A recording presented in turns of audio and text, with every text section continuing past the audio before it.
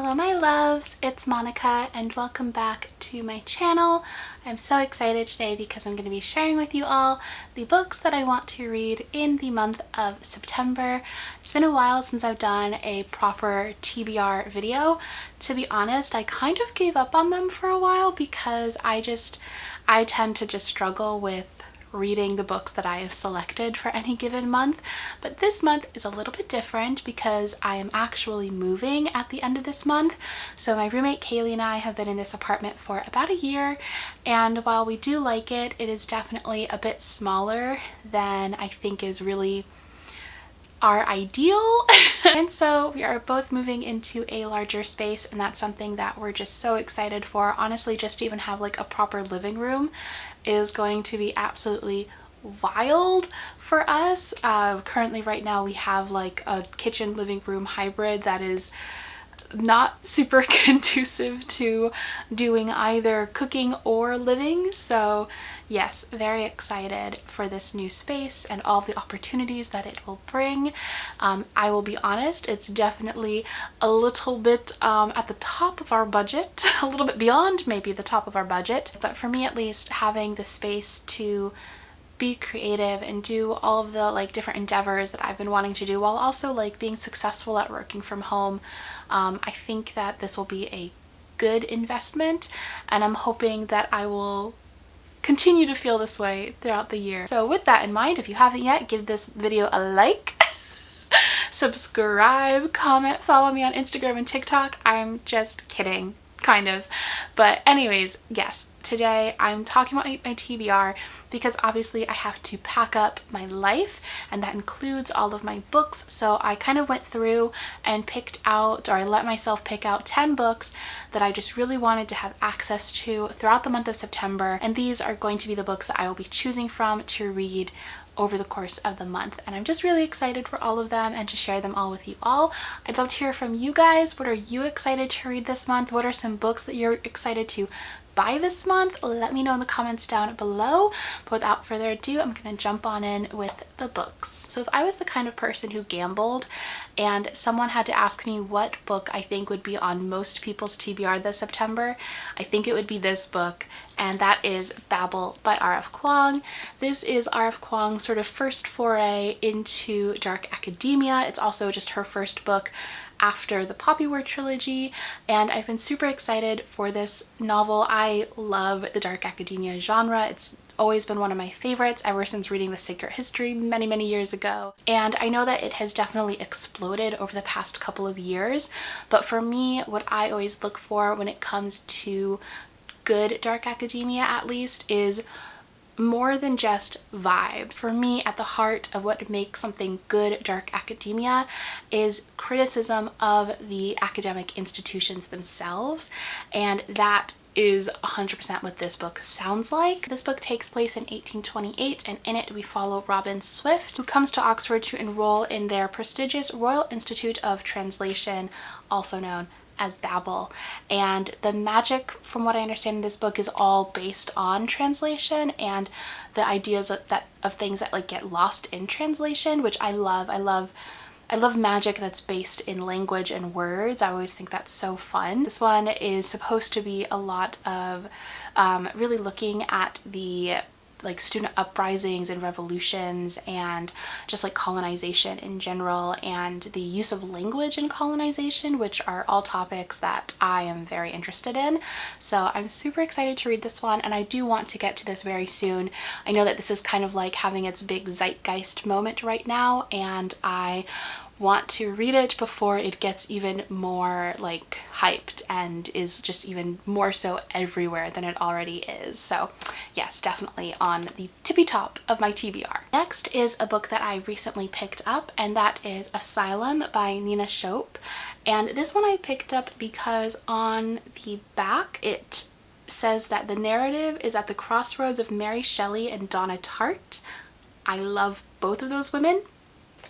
So a book being compared to that, I knew I had to have it. And this is a historical fiction that looks at the treatment of hysteria in women, and we follow a woman who is a patient of this like renowned physician, scientist, researcher.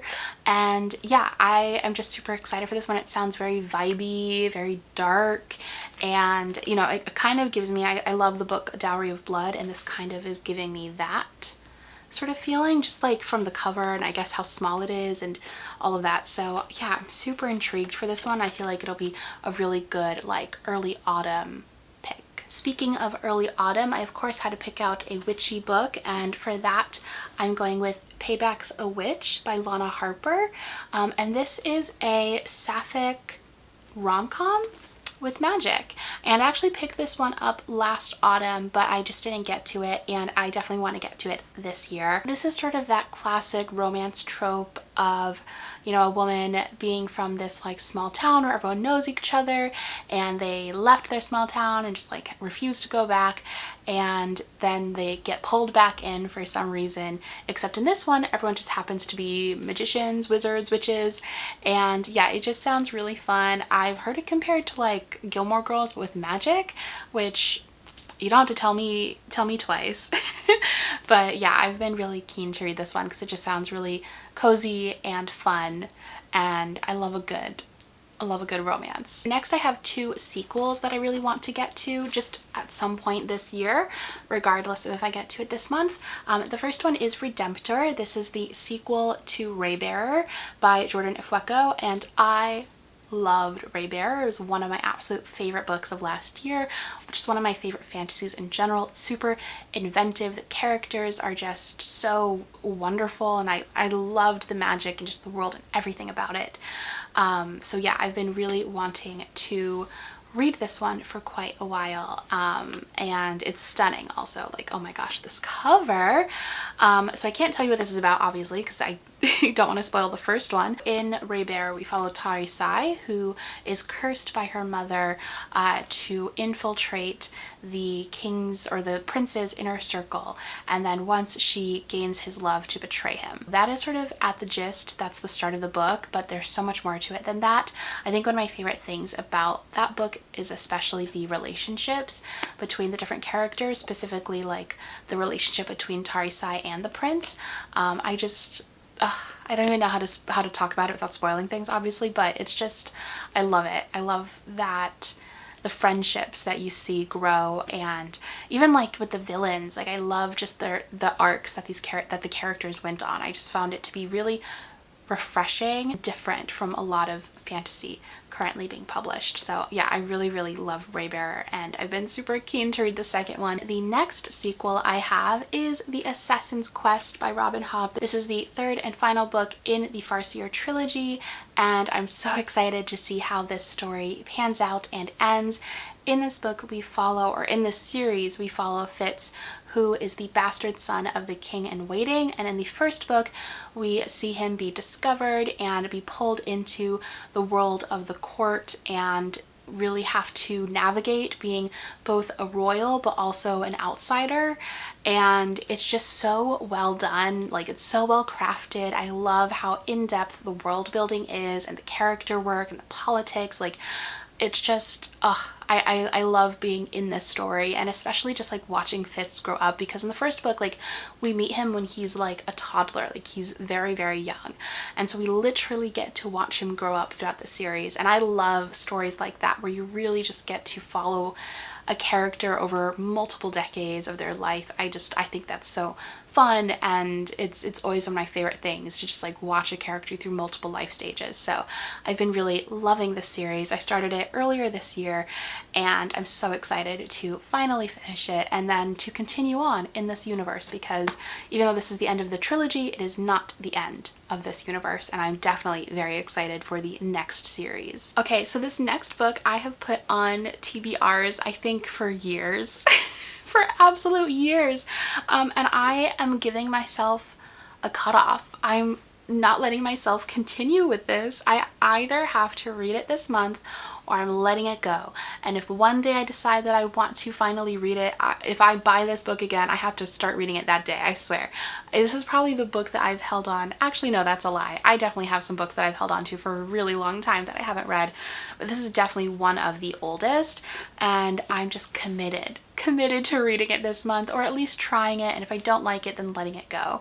And that is Among Others by Jo Walton. This always comes up in the autumn for me too, because it just looks so autumnal and it sounds so autumnal. It's set in the 1970s, and we follow this girl, Morwenna, and she is the daughter of a witch, an evil witch, and after having like this magical battle with her mother, she ends up getting sent to this boarding school where there isn't any magic. At some point she also like runs into fairies, but she's also like a massive sci-fi fantasy fan, and I know that that sounds super convoluted and that there's a lot going on. I feel like I'm doing such a bad job of describing this book, but from what I understand, this book just really it has the magic in it is meant to feel very like real life almost, where you aren't sure if it's actually magic or if it's something that's like explainable. And also from what I understand, it's like in and of itself just a big love letter to the sci-fi fantasy genre, and I love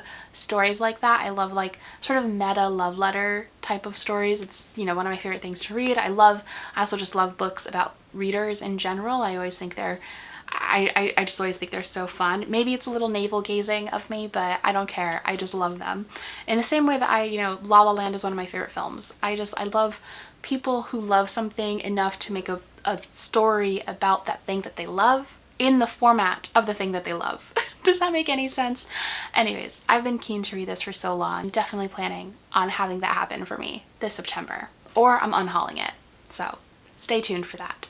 So another exciting thing that's happening this September, and I planned this before we picked our moving date, so it's gonna be a little stressful, a little tight, but anyways, I'm traveling to visit my friend Elias in LA, and I'm so excited. I haven't seen Elias in years, and I'm also especially excited to see his cat Piranesi, who just looks like the cutest cat in the whole entire world, and I'm just so excited to cuddle that cat for an entire week. Even though I'm allergic to cats, but it's fine. I'll just take some Zyrtec and it'll be great. But anyways, Piranesi's name is obviously based off of the book Piranesi by Susanna Clarke, and I feel like I would be an awful Nuna if I didn't read the book that this cat's name is based off of. So yes, I obviously have to read this before I fly out to LA and meet Piranesi myself, and I'm super excited for that because I've been wanting to read this book for so long, and I feel like Elias and I tend to have pretty similar taste in terms of books like this, where we love a good vibe, you know. We love a book that's verbose, that's beautifully written, that's like has just super lush, evocative text. And this is one of those kinds of stories where the building or house that the story takes place in is sort of like its own character in and of itself, like it has its own sort of personality. So we are in Piranesi's house, and it is no ordinary building. Its rooms are infinite, its corridors endless, its walls lined with thousands upon thousands of statues. Within the labyrinth of halls, an ocean is imprisoned, waves thunder up staircases, rooms are flooded in an instant. But Piranesi is not afraid. He understands the tides as he understands the pattern of the labyrinth himself. He lives to explore the house. And that just sounds amazing. I have no idea what the plot is going to be in this book. I don't really need a plot. I'm just here for the vibe. I'll be 100% honest. This one I have actually already started a little bit of, and I'm super excited to continue reading, and that is Tomorrow and Tomorrow and Tomorrow by Gabrielle Zevin. In this one, we follow two friends who meet in college, where they are, you know, making video games together, and the video game that they create ends up going viral, and they end up having a ton of success, and this is their story over multiple decades of friendship. And again, I love books where we follow a character, or we follow characters over many years, and we really get to watch them transform as people, and I'm just excited for that. I also love the idea of just seeing this book through the lens of like the gaming community. I initially found out about this book because of a TikTok that John Green made, and it just really, I don't know, I feel like if John Green recommends a book, I automatically must read it because I know it's going to be beautiful and insightful and hopeful and just all these things that I love in literature. So yeah, I've been really excited for this one, and I already am loving everything that I've been reading so far. Obviously I can't speak to it too much because I haven't finished it, but yeah, I'm just really keen to continue reading this. I'll probably continue right after I finish this video. And then recently I've just been really wanting, oh my gosh, pause. I have to go get this book. I am so sorry to have jostled you around a little bit. I just had this realization that I forgot the absolute most important book that I definitely want to read in the month of September, and I just like tore apart my bedroom trying to find it, and I cannot find it. I think it's probably just like under something, so I'll find it eventually over the course of this month. But that book is I Want to Die, But I Also Want to Eat Tteokbokki, and this is a book that I have been waiting for years. I remember finding this book on, I was just like sometimes I just like to research like what books are hot in Korea in order to like cause myself pain because I can't read them if they're not translated. And I remember seeing this title and seeing the synopsis, which is like sort of about the mundane things in life that keep you here. I just remember seeing it and seeing all of the like buzz around it and just wishing I could read it and I could have it in my hands, and then finding out that it was being translated this year and being so over the moon. And as soon as I saw that it was available for purchase in the UK, I immediately bought it, and it arrived a couple of weeks ago. So that is definitely on my TBR to read in September, and I'm very excited for it. And I cannot believe that I have just stuffed it somewhere, so hopefully I find that soon. That technically puts me over 10 books, but it's fine. It's fine. The next book that I am planning on reading in September, and this is actually what reminded me of it because it's also a Korean fiction that's been translated, but the next one is Love in the Big City by Song Young Park, and I've been wanting to read this one for a while. This was on my Koreadathon TBR and I just didn't get to it that week, so I've been wanting to pick it up ever since. And this is a gay fiction that's set in Korea, that was originally published in Korea. And if you don't know, Korea is a fairly conservative country, and so having a piece of gay literature from Korea is like a really big deal. So I've been really excited to read this one, and I've heard such fantastic things about it in general. So yeah, I definitely knew that I wanted to put this on my TBR for this fall. I've just in general been wanting to read some more like translated and literary fiction novels. I think that's just sort of what happens around this time of year. It's like all of a sudden I put my academia hat on and I'm like, yeah, yes, I am smart. But yeah, this is gonna be the first one. And then lastly, I have another witchy book that I plan on picking up this September, and that is The Once and Future Witches by Alex E. Harrow. And this is set in 1893 in New Salem, and we follow a group of women who are suffragists, and in this world there were once witches, but now there aren't anymore. And so this group of women we see find the suffragist movement, but also find magic. And this one I picked up originally just because it sounded super whimsical and like just sort of a very sweeping, grand, magical, whimsical kind of story, but also a very feminist one, and those are things that I love. I will say that I did read A Spindle Splintered by Alex E. Harrow, and I didn't love it. However, I think that a big part of that has to do with the fact that that book was partially set in modern day, and I don't know, I wasn't really in the mood for like that contemporary kind of voice. I really wanted something more whimsical, and that one was a Sleeping Beauty retelling. So I think this one being set in the 1800s will, I think I'll get along with it better, because I did really like a lot of the ideas in A Spindle Splintered. I just didn't love the like actual writing itself. So very intrigued for this, hopeful that I'll enjoy it. We shall see. So yeah, that is my little capsule library for the next month. I'd love to hear from you all. Are there any books that I've listed out that you've read already that you definitely think I should pick up, or any that you think I should skip? Let me know in the comments. I'd also, again, love to hear from you all. What are you planning on reading this September? What are you planning on buying this September, let me know. Or is anyone else moving this month? Let's commiserate together. And yeah, thank you all so much for watching. I hope you have the most wonderful day, and I'll talk to you next time. Bye!